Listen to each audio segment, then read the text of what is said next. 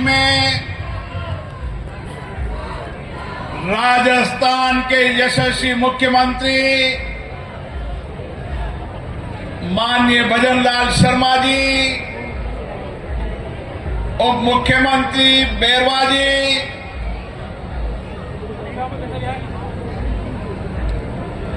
मंत्रिमंडल के वरिष्ठ सदस्य डॉक्टर करोड़ीलाल जी मीणा साहब, मदन दिलावर जी,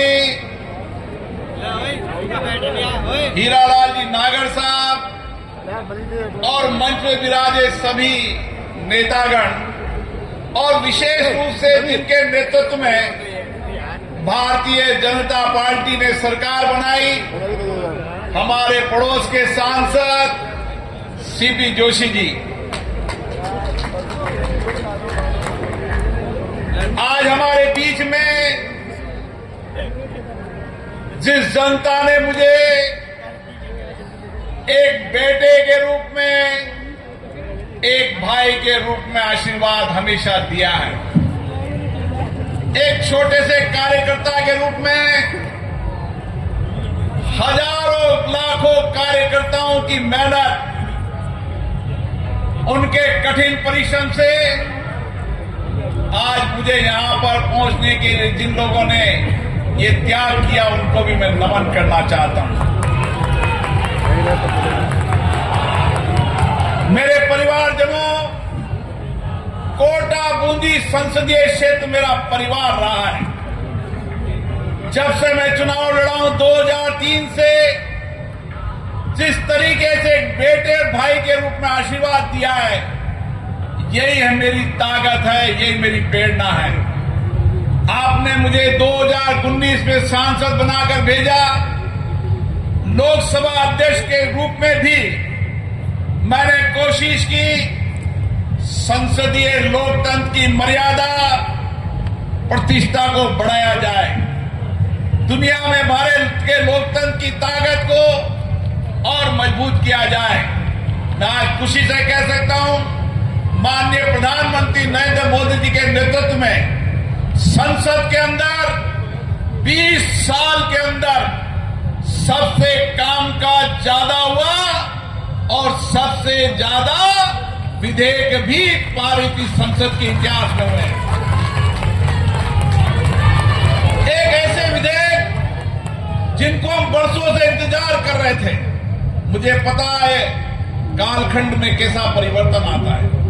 एक कालखंड हुआ था जब 16 दिसंबर को इसी संसद के अंदर पवित्र बाबरी मस्जिद के नाम से निंदा प्रस्ताव आता है। उसमें लिखता है पवित्र बाबरी मस्जिद का निंदा प्रस्ताव आता है। और एक यही सदन का कालखंड था मोदी जी के कार्यकाल में, जिसमें राम मंदिर बनने के संकल्प का प्रस्ताव आता है। यह कालखंड के अंदर परिवर्तन है, युग के अंदर परिवर्तन। साथियों, मोदी जी के नेतृत्व में जिस तरीके से देश आगे बढ़ रहा है, जिस तरीके से नए नए नीतिगत फैसलों से दुनिया में भारत की ताकत और इंफ्रास्ट्रक्चर से लेकर तमाम क्षेत्रों के अंदर जो नए आयाम हो रहे हैं, ये तीसरा काल मोदी जी का। साथियों, एयरपोर्ट का सवाल हमेशा रहता है और मैं मोदी जी को धन्यवाद देता हूं।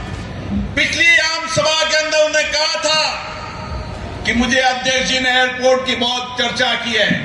मैं माननीय मुख्यमंत्री जी को धन्यवाद देना चाहता हूं। 6 महीने तक कांग्रेस की सरकार ने एयरपोर्ट के डायवर्जन का पैसा जमा नहीं कराया, जिसके कारण से एयरपोर्ट बहुत जल्दी शुरू नहीं हो पाया। मुख्यमंत्री जी ने आते ही 20 दिन के अंदर एयरपोर्ट का डायवर्जन का पैसा जमा करा दिया। एयरपोर्ट की सारी औपचारिकताएं पूरी हो चुकी है। डीपीआर बनने के बाद इसी अगले कार्यकाल के अंदर एयरपोर्ट का निर्माण कार्य भी शुरू होगा।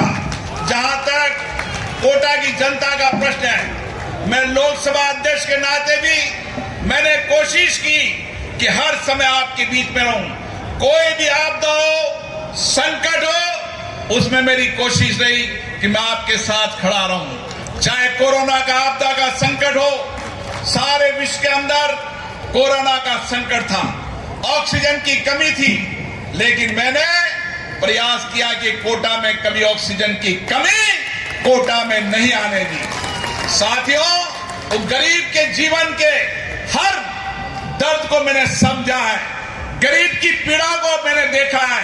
मैंने देखा जेके लोन में जब बच्चे मर गए थे तो गर्भवती महिलाओं की हालत देखी, तो मैंने जन सहयोग से गर्भवती महिलाओं को अच्छा पौष्टिक ले। मैं कामों की बात नहीं करना चाहता। ये चुनाव देश को परिवर्तन के चुनाव हैं। ये चुनाव मोदी जी के नेतृत्व में देश को आगे बढ़ाने के चुनाव हैं, और इसीलिए मैं फिर आपकी से आशीर्वाद मांग रहा हूं। मैं आपका बेटा हूं, आपका भाई हूं। इसी धरती से मैंने राजनीतिक जीवन शुरू किया है, और मैं कभी इस धरती के प्यार आशीर्वाद को कभी नहीं भूल सकता। मैं जितने चुनाव लड़े, हर चुनाव में आपने मुझे प्यार दिया, आशीर्वाद दिया है, और आपकी आशीर्वाद ही मेरी ताकत रही है। और मैंने कोशिश